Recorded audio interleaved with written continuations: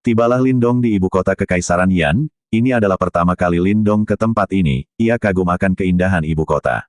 Berbeda dengan Lindong, Lin Langtian menganggap ini biasa saja dan menganggap Lindong ini kampungan.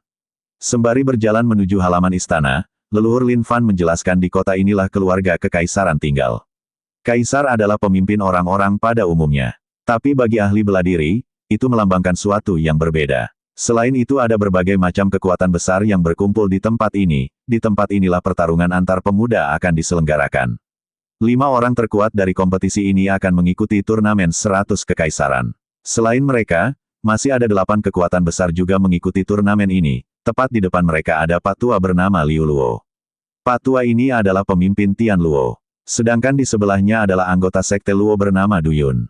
Du Yun nampaknya sudah mengenal Lin Langtian dan leluhur klan Lin. Tapi dirinya belum mengenal Lindong. Meski begitu ia sudah menebak bahwa itu adalah Lindong yang baru-baru ini viral.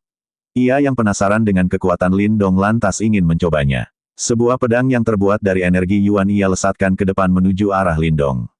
Dengan santai Lindong menahan pedang tersebut dengan energi spiritual. Hal ini seketika membuat Du Yun terkejut sebelum akhirnya diperingatkan oleh pemimpin sekte agar tidak mengganggu Lindong.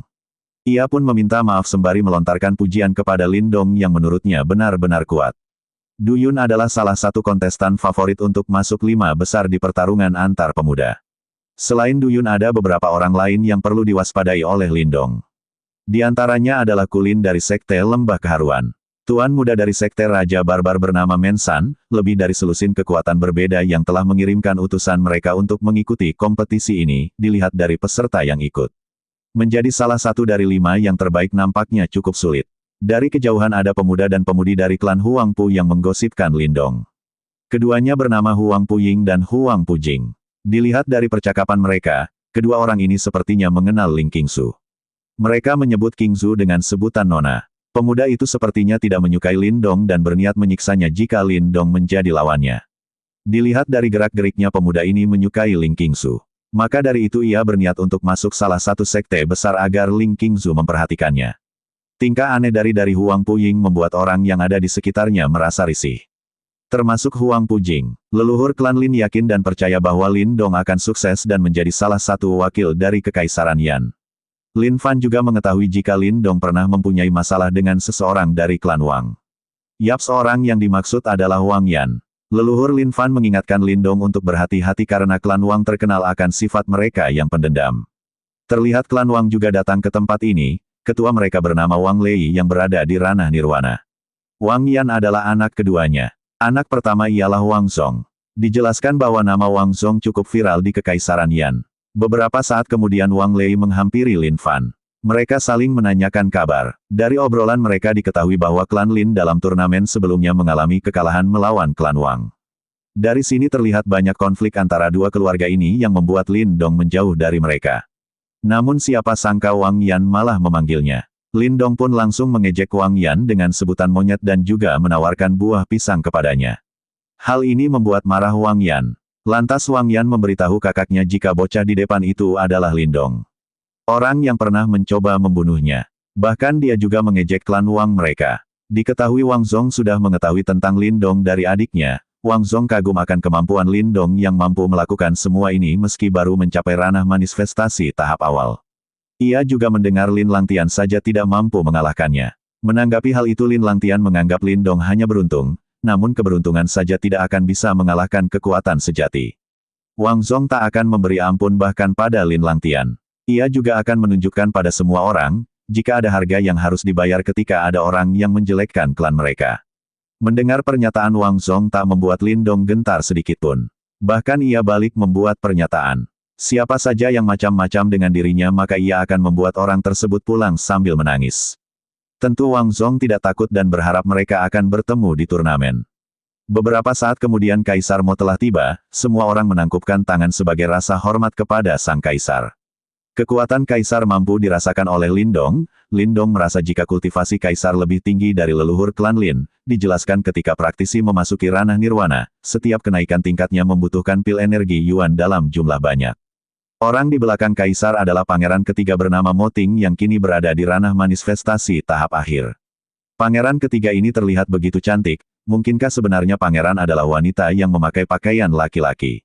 Entahlah. Setelah memberikan sambutan yang singkat, Kaisar mengajak mereka untuk menuju arena pertandingan. Tiba-tiba saja pangeran ketiga menoleh ke arah Lindong. Ia sudah tahu jika pemuda itu adalah Lindong yang baru-baru ini viral. Ia mengungkapkan bahwa dirinya sudah lama ingin bertemu dengan Lindong. Ia berkata demikian sembari meraih tangan Lindong. Hal tersebut membuat wajah Lindong berwarna ungu. Bahkan ia sampai terjatuh saking kagetnya dengan apa yang dilakukan oleh pangeran ketiga.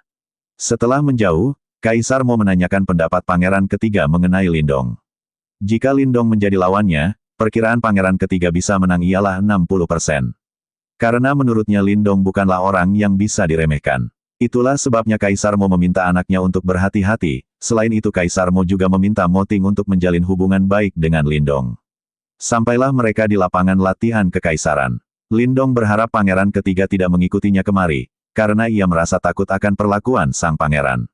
Ia tahu pangeran ketiga tidaklah sesederhana kelihatannya, ia sangat cermat, seperti para tetua yang hadir di sini.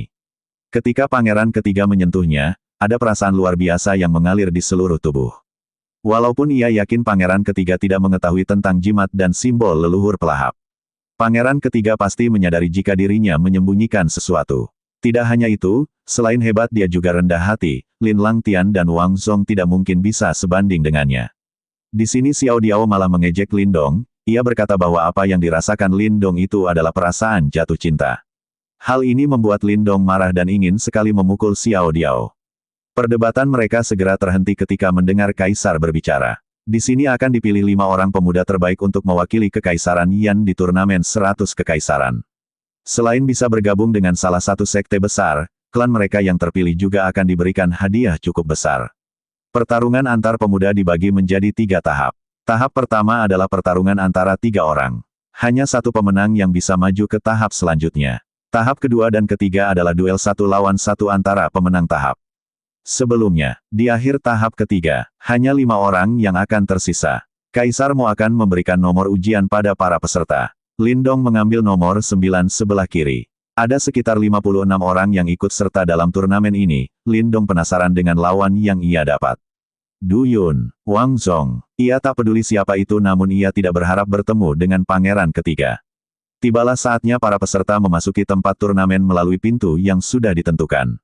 Selain peserta dan teman perjalanan disilahkan ke kursi penonton. Sebelum itu leluhur klan Lin berpesan kepada Lindong dan Lin Langtian. Hal ini berkaitan dengan mereka yang tidak akur. Semua orang sudah mengetahui hal ini, namun leluhur klan Lin tidak meminta mereka untuk berbaikan. Karena bagi para ahli bela diri yang penting adalah menjadi yang terkuat. Ia menegaskan sekali lagi, siapapun yang berhasil meraih kemenangan akan menerima dukungan penuh dari klan, selain itu juga akan menjadi kandidat pemimpin klan selanjutnya. Yang kalah harus menerima kenyataan ini, dalam hati Lindong berkata. Lin Langtian, mari kita akhiri semua di sini. Karena yang menang adalah aku, Lindong. Masuklah Lindong ke pintu yang dituju. Terlihatlah 2 orang yang tak menyangka bahwa lawan mereka adalah Lindong. Pemuda yang selalu dibicarakan semua orang akhir-akhir ini, kedua orang ini berasal dari Sekte Gunung. Mereka berniat bekerja sama untuk memastikan Lindong tidak lolos ke babak selanjutnya. Lindong merasa heran dengan mereka yang begitu akrab, tidak seperti dirinya dan Lin Langtian.